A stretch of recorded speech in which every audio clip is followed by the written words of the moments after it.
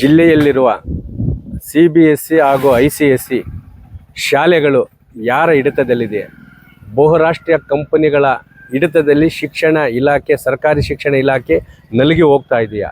ಕೋಲಾರ ಜಿಲ್ಲಾದ್ಯಂತ ಗಲ್ಲಿಗೊಂದಂತೂ CBSE ICSE ಅಂತ ಅರಮನೆಗಳಂತೆ ಏನು ಇವತ್ತು ಶಾಲೆಗಳನ್ನು ಕಟ್ಟಿ ಅದರಲ್ಲಿ ನಾವು ಕೇಂದ್ರ ಸರ್ಕಾರದಿಂದ CBSE ICSE ಪರ್ಮಿಷನ್ ಅಂದರೆ ಪರವಾನಗಿಯನ್ನು ಪಡೆದಿದ್ದೇವೆ ಅಂತೇಳಿ ಇಲ್ಲಿನ ಉಪನಿರ್ದೇಶಕರಿರ್ಬೋದು ಮತ್ತು ಕ್ಷೇತ್ರ ಶಿಕ್ಷಣಾಧಿಕಾರಿಗಳ ನಿಯಂತ್ರಣವನ್ನು ಸಂಪೂರ್ಣವಾಗಿ ಕಡಿತ ಮಾಡಿ ಅವ್ರಿಗೆ ಏನು ಅಧಿಕಾರನೇ ಕೊಟ್ಟಿಲ್ಲ. ಅಷ್ಟರ ಮಟ್ಟಿಗೆ ಇವತ್ತು CBSE ICSE ನಡ್ಕೊತಾ ಇದೆ. ಇವತ್ತು ಸರ್ಕಾರ ಶಿಕ್ಷಣ ಇಲಾಖೆಯ ಸುತ್ತೋಲೆಯಂತೆ ಕರ್ನಾಟಕ ಶಿಕ್ಷಣ ಇಲಾಖೆ ಸುತ್ತೋಲೆ ಏನು ಮಾಡ್ತದೆ ಗೊತ್ತಾ? RTE ಅಂತೇಳಿ ಕೊಡ್ತದೆ. 100 ಸೀಟ್ ಇದ್ದರೆ 25 ಸೀಟು RTI ಸೀಟ್ ಕೊಡಬೇಕು. ಗ್ರಾಮೀಣ ಪ್ರದೇಶದಿಂದ 25% ಕೊಡಬೇಕು. ಆದರೆ ಅದನ್ನು ಸಂಪೂರ್ಣವಾಗಿ ಎಲ್ಲ CBSE ICSE ಶಾಲೆಗಳು ಅದನ್ನು ಉಲ್ಲಂಘನೆ ಮಾಡ್ತಾ ಇದೆ. ಆದರೆ ಇಲ್ಲಿ ಬಂದು ನಾವು DDPI ಆಫೀಸಲ್ಲಾಗಲಿ ಮತ್ತು ಇಲ್ಲಿ ಕ್ಷೇತ್ರ ಶಿಕ್ಷಣಾಧಿಕಾರಿಗಳ ಕಚೇರಿಯಲ್ಲಿ ಕೇಳಿದರೆ ನಮ್ಮ ವ್ಯಾಪ್ತಿಗೆ ಬರಲ್ಲ, ನಮಗೇನೂ ಮಾಹಿತಿ ಇಲ್ಲ, ಏನಾದರೂ ಕೇಂದ್ರ ಸರ್ಕಾರದ ವ್ಯಾಪ್ತಿ ಅದು. ಆದರೆ ಇಲ್ಲಿ CBSE ICSE ಶಾಲೆಗಳಿದೆ.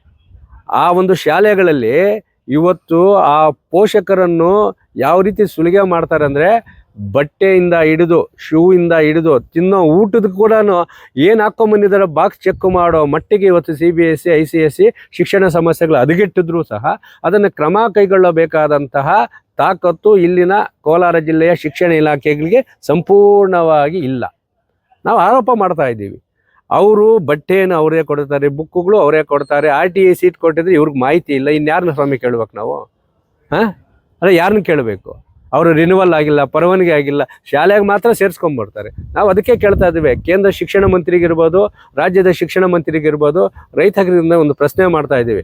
ದಯವಿಟ್ಟು ಸರ್ಕಾರಿ ಎಲ್ಲ ಶಿಕ್ಷಣ ಸಮಸ್ಯೆಗಳನ್ನು, ಸರ್ಕಾರಿ ಶಾಲೆಗಳನ್ನು ಮುಚ್ಚಿಬಿಟ್ಟು CBSE ICSE ಕೊಟ್ಬಿಡಿ.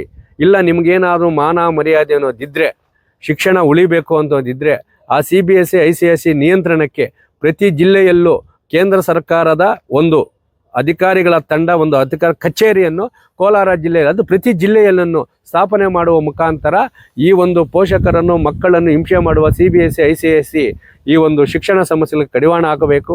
ಅದರಂತೆ ಈ ಒಂದು 2026 ಮತ್ತು 27ನೇ ಸಾಲಿನಲ್ಲಿ RTEಯನ್ನು ಉಲ್ಲಂಘನೆ ಮಾಡಿರುವ ಎಲ್ಲ ಶಾಲೆಗಳ ವರದಿಯನ್ನು ತೆಗೆದು ಅದನ್ನು ಕೇಂದ್ರ ಸರ್ಕಾರಕ್ಕೆ ಕಳಿಸಿರೋ, ಶಿಕ್ಷಣ ಸಚಿವರಿಗೆ ಕಳಿಸಿರೋ, ಇಲ್ಲ ಸರ್ಕಾರಕ್ಕೆ ರಾಜ್ಯ ಶಿಕ್ಷಣ ಸಚಿವರಿಗೆ ಕಳಿಸಿಲ್ಲ, ಅವರ ಪರವಾನಗಿಯನ್ನು ರದ್ದು ಮಾಡಬೇಕು. ಮಕ್ಕಳಿಗೆ ಅನ್ಯಾಯ ಮಾಡಿರುವ ಶಾಲೆಗಳ ವಿರುದ್ಧ ಕಾನೂನು ಕ್ರಮ ಕೈಗೊಳ್ಳಬೇಕು.